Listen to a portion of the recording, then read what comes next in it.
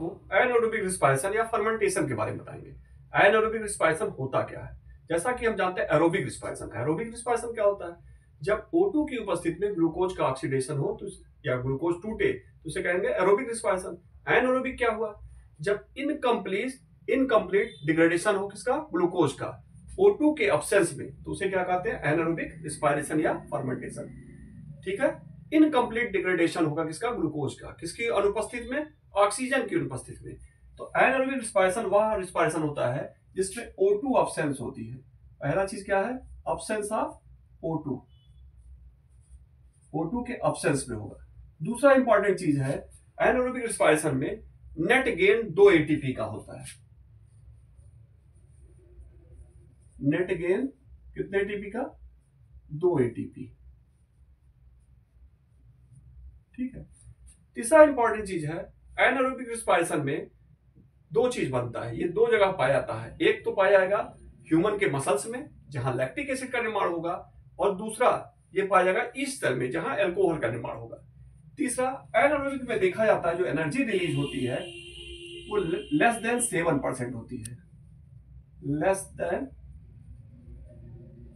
7% energy release.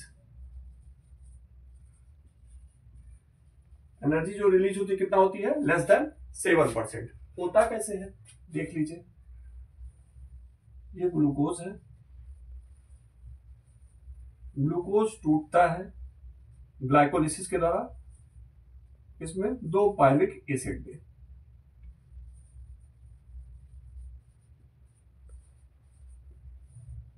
ये 6 carbon का है और ये कितने कार्बन का हो जाता है? ये 3 कार्बन का, और यहां बनता है NAD प्लस से NADH2 किसकी अनुपस्थित में? O2 के। ये प्रोसेस होता है ग्लाइकोलिसिस। अब पायरुविक एसिड जो बना ये क्या होगा? ह्यूमन मसल्स में। किसमें? ह्यूमन मसल्स में। मसल्स में। ठीक है, पायरुविक एसिड चेंज हो जाएगा किसमें? लैक्टिक एसिड में।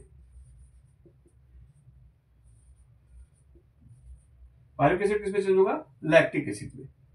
और यहां NADH2 यूज होगा और NAD plus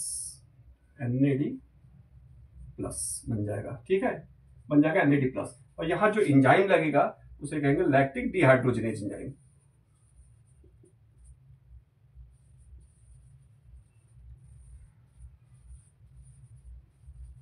lactic dehydrogenase enzyme. ठीक है, तो 2 पायरुविक एसिड से क्या बन गया? 2 लैक्टिक एसिड। ठीक है ना, यहां बन गया 2 लैक्टिक एसिड। ठीक, फॉर्मूला देख लीजिए C3H6O3, ये लैक्टिक एसिड का फॉर्मूला है। तो एक साइकिल ये हो गया, इसमें एक प्रोसेस ये हो गया एनारोबिक रिस्पायरेशन में कि ह्यूमन मसल्स में क्या बनेगा? Lactic acid. तो क्वेश्चन पूछा आता है कि लैक्टिक एसिड के फॉर्मेशन में कौन सा एंजाइम यूज होता है? Lactic acid, lactic dehydrogenase enzyme. ठीक है, और फिर ईस्ट में क्या होगा? ईस्ट में बनेगा एस्टल्डिहाइड।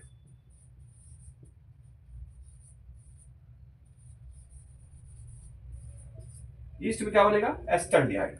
और एस्टल्डिहाइड से फिर आगे चलकर, ठीक है, ईस्ट से जब एस्टल्डिहाइड बनेगा तो यहां पे क्या होगा? CO2 रिलीज होगा। CO2 रिलीज होगा तो यहां कहेंगे डीकार्बोक्सिलेशन। डीकार्बोक्सिलेज एंजाइम उपयोग होगा।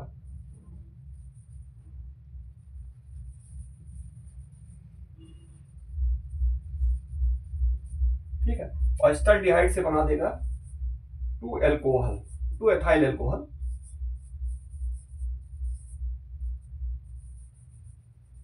क्या बन गया? 2 एथाइल ग्लूकोन, 2 मॉलिक्यूल एथाइल अल्कोहल। और यहां जो एंजाइम यूज का होगा वो भी एल्कोहलिक डिहाइड्रोजिनेज।